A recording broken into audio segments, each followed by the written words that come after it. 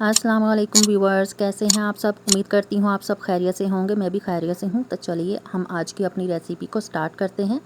बिस्मिल्लाहिर्रहमानिर्रहीम। तो सबसे पहले मैंने 2 केजी कलमी आम लिए थे, कच्चे आम जिसे रो मैंगो बोलते हैं। जैसा कि गर्मियों के मौसम में अब इनका सीज़न आ चुका है, तो मैंने 2 केजी रो मैंगो लिए थे और इनको मैंने धो के पील ऑफ करने के बाद रफली कट कर लिया था। और कट करने के बाद अब मैंने कढ़ाई में सिंपल 2 गिलास पानी डाला है और इसमें मैं इनको ढक कर रख दूँगी। तकरीबन दरमियानी आंच पर 20 मिनट के लिए सॉफ़्ट होने तक कुक करेंगे हम इसको, ताकि अच्छे से सॉफ़्ट हो जाएं।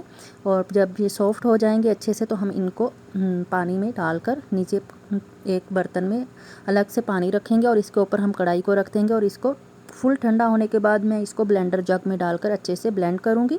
और ब्लेंड करने के बाद मैं इसको स्ट्रेनर की मदद से अच्छे से छान लूँगी, ताकि जो मैंगो के छिलके वगैरह या उसके अंदर जो बाल कोई गुठली वगैरह रह जाएगी तो अच्छे से छन जाएगी। तो अब मैंने स्टोव को दोबारा से ऑन किया है और इसमें कढ़ाई को रखा है। और अब मैंने इसमें, क्योंकि आम छिलके उतारने के बाद 1.5 केजी वज़न में आए थे, और इसी तरह मैं इसमें कढ़ाई में मैंने 2 लीटर पानी डाला है और 1.5 केजी मैंने शुगर को डाला है। सिंपल इसको मेल्ट करना है। मेल्ट करने के बाद मैंने इसमें तकरीबन 6 अदद हरी इलायची, इसके छिलके यानी कि इसको खोलकर छिलकों के साथ ही मैंने इसको डाल दिया है खुशबू के लिए। तो ये आप देख सकते हैं कि जो मैंने मैंगो को ब्लेंडर जग में अच्छे से ब्लेंड किया था और इसको मैंने स्ट्रेनर की मदद से छान लिया था। तो अब ये जो प्यूरी है मैं इस शुगर वाली कढ़ाई में थोड़ा थोड़ा करके डालूँगी और इसको अच्छे से मिक्स करूँगी। तो आपने ये कैरी का शरबत की रेसिपी को लाजमी बनाना है। आप इस शरबत को बनाकर पूरी गर्मियों के मौसम में इंजॉय कर सकते हैं। तकरीबन 2 से 3 महीने तक इसको हम स्टोर कर सकते हैं एक शीशे के जार में डालकर। तो मुझे ये कढ़ाई छोटी लग रही थी, तो मैंने इसको एक बड़ी देगची में डाल लिया है। और अब मैं इसमें 1 टेबलस्पून वाइट नमक ऐड करूँगी, 1 टेबलस्पून ब्लैक सॉल्ट और 1 टीस्पून ज़ीरा पाउडर ऐड करूँगी। इन तीनों चीज़ों को ऐड करने के बाद मैं इसमें green liquid food colour add करूँगी।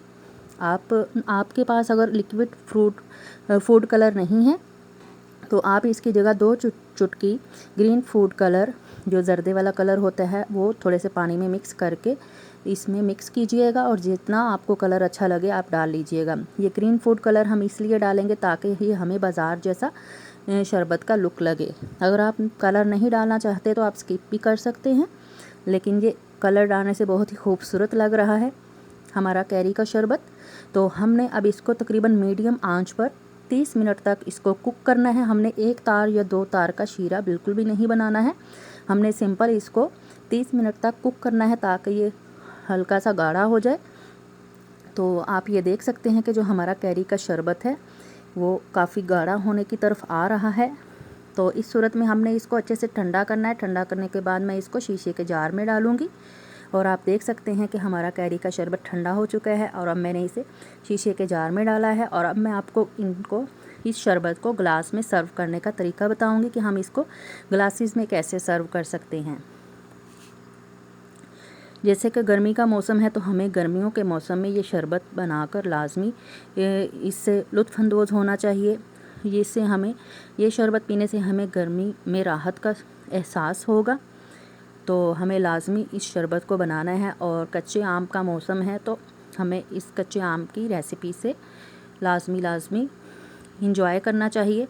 और इसी तरह मैंने ग्लासेस में कुछ आइस क्यूब्स डाले हैं। जितने आपको आइस क्यूब्स पसंद हो आप डाल सकते हैं। और अब मैंने कैरी का जो शरबत बनाया था वो तकरीबन 4 टेबलस्पून इस गिलास में डालूँगी।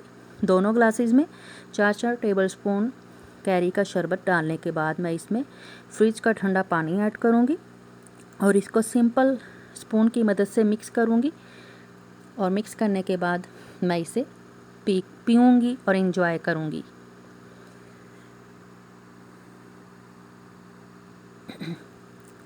तो आपने लाजमी इस रेसिपी को ट्राई करना है। अगर अच्छी लगे तो आपने कमेंट बॉक्स में बताना है कि आपको कैसी लगी है और अपने सभी जानने वालों के साथ इस रेसिपी को शेयर करना है।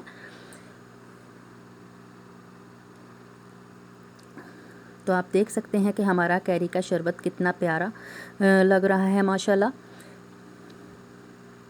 तो चलिए अगली वीडियो तक के लिए शाज़ियाज़ कुक बुक की तरफ से टेक केयर एंड अल्लाह हाफिज़। अपना और अपने इर्द गिर्द वालों का ख्याल रखिएगा और मुझे अपनी दुआओं में याद रखिएगा।